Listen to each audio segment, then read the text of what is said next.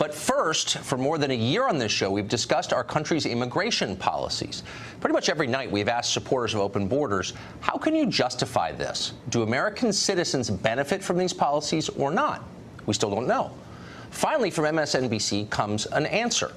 On her weekend show this Saturday, anchor Joy Reid interviewed a genealogist who had done historical research on my family. Apparently, one of my ancestors came to this country in 1860 from Switzerland. I didn't even know that until Reid's show aired because I have zero interest in the subject. That was more than 150 years ago. It is irrelevant to the decisions that I make as a father or a citizen or an employee of Fox News. It tells us precisely nothing about our modern immigration policy. America's economy has changed quite a bit since the Civil War. Yet, according to MSNBC, this fact is a conversation ender. A single 19th century Swiss relative means you are now required to support green cards for everyone who jumps the borders or overstays a visa in 2018. Boom! Case closed! As Reid's guest put it, people in genealogical glass houses shouldn't throw stones, meaning me. Well, as is so often the case, it's hard to know exactly whether this was meant as a legitimate point of debate or whether it was part of an elaborate parody. Monty Python does DACA. But there's absolutely no doubt about the sincerity of what came next. Here's Joy Reid's response. She wasn't joking at all. Watch. Tucker's been one of the most sort of aggressive at putting forward what a lot of people have seen as a pretty blatantly white nationalist view of what immigration should be like. So Joy Reid is accusing us of racism. Let's pause for a moment and savor the irony of that. Reid's entire public career has been built on race baiting. Try to watch her show for 20 minutes and see for yourself. This is the woman who urged the Democratic Party to give up on white voters who voted for Obama and then Trump, saying their votes weren't worth fighting for. That was last August. In October, she suggested that White House Chief of Staff John Kelly was somehow a bigot because he grew up around Irish Catholics. After House Majority Whip Steve Scalise was shot and nearly killed by a progressive activist last summer, Reid openly wondered if we should hope for his recovery. Watch. It's a delicate thing because, you know, obviously everybody is wishing the congressman well and hoping that he recovers. But Steve Scalise has a history that we've all been forced to sort of ignore on race. He did come to leadership after some controversy over attending a white nationalist event, which he says he didn't know what it was. He also co-sponsored a bill to amend the Constitution to define marriages between a man and a woman. Because he is in jeopardy and everyone is pulling for him, are we required in a moral sense to put that aside at the moment? So when Joy Reid accuses you of harboring racist thoughts, trust me, it's projection. But it's also a political tactic. Reid can't explain why this country so badly needs to import millions of additional poor people. Nobody on the left can explain that because there's no real answer. So they attempt to short-circuit the conversation with slurs. That's a shame. Immigration matters. It determines who lives in this country, who chooses our government, who shapes our future. It's hard to think of a public policy topic more central to everything. We've tried our best to discuss immigration reasonably and with civility. Most of the time we succeed, not all, but we try.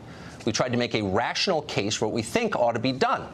We'd like immigration policies that favor the American middle class over foreign countries, corporate elites, and lobbyists. We think that laws passed by our Congress ought to be respected and enforced, not mocked and ignored by our own leaders. We believe that America is an actual place, not just an abstract idea. It's a distinct country with its own history, language, tradition, values. Change, when it comes, ought to be thoughtful and incremental. We owe that to the people who already live here, people of all colors and backgrounds. We're suspicious of efforts to remake our society wholesale, especially just so a small group of tastemakers can feel virtuous or have cheaper nannies. Any change is hard. Demographic change especially is hard. Let's stop lying about that. It always hurts the weak and economically vulnerable first. Someone ought to be thinking about their interests, too. Those are our views. And they're not extreme, and we know that because we've seen the polling on the subject. A huge number of Americans agree with what we just said. If you don't believe it, look up the views of African-American voters on illegal immigration. They are not with Joy Reid, to put it mildly. They know what the cost has been. Those who disagree with any of this are always welcome here. This is the only show on television that books guests every night who have a different view. We look hard for the smartest and most articulate people we can find. You can listen to both sides on this show, and you can make up your own mind. The organized left hates that. They no longer believe in debate. They believe in power, accumulating it, and most of all, in wielding it.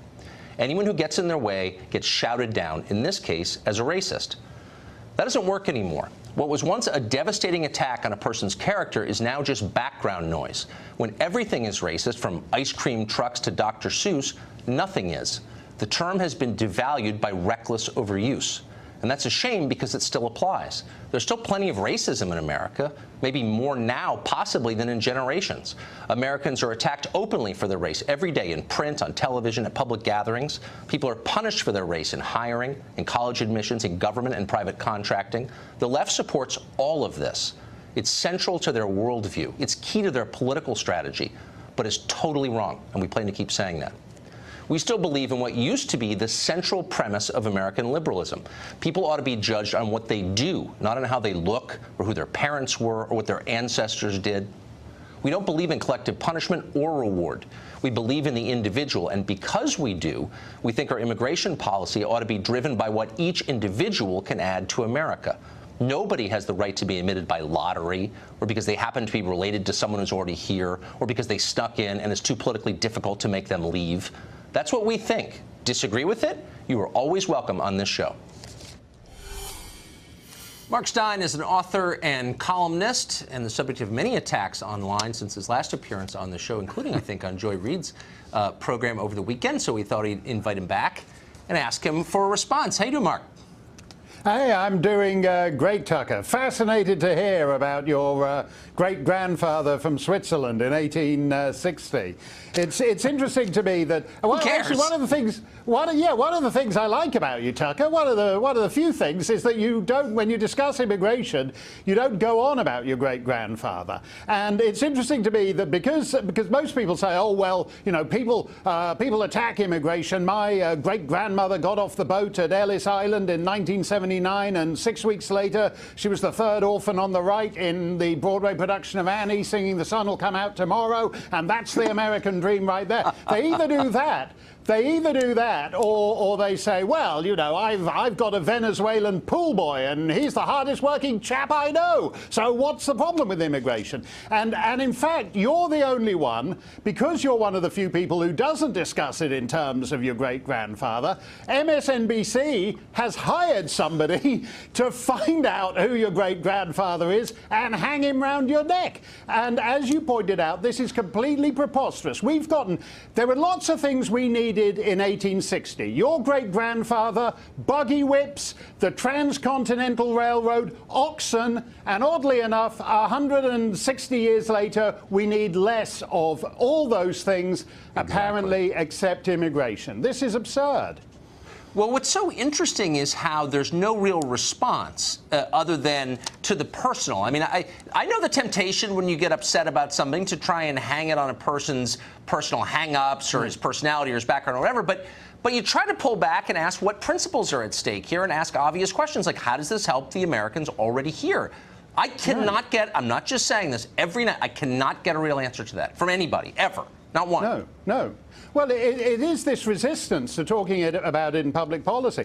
I had something similar after I was on your show last week. There's all these people who are suddenly going online and pointing out that I'm Canadian. It was the first I'd heard of it. I was stunned. Who knew? Apparently, the MSNBC genealogist had been in touch with the Vital Statistics Office in the Dominion of Canada. I was stunned. The fact is, it's public policy. I go to Rosengård in Sweden, and what I see there, I think, is a tragedy for the Swedes, who'll be an ethnic minority in their own country by mid-century. I go to Molenbeek in my mother's country of Belgium, and I think that's a tragedy. And actually, just to save the MSNBC House genealogist a bit of time, I happen to be an Irish-Belgian-Canadian, which is one of the smaller parades down Main Street every year.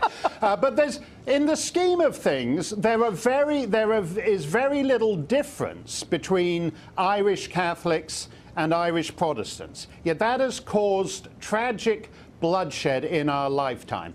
There is very little difference in the scheme of things between Francophone Quebecers, a half-hour north of me here in northern New England, and Anglophone Canadians. Yet 20 years ago, in the 1990s, a majority of Francophone Quebecers voted that they didn't want to be part of the same country as Canadians. And so putting aside race, small group differences can have huge consequences.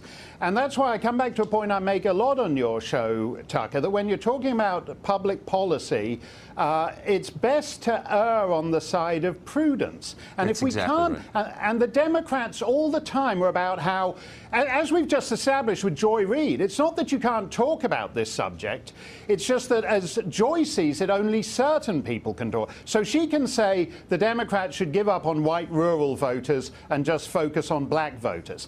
Kirsten Powers, Democrat, can say on election night 2012 that this is about the browning of America. Bob Beckel on election night can talk, another Democrat can talk about the white vote. So what Joy and co are saying is that basically they can talk about it incessantly, but just that nobody else can.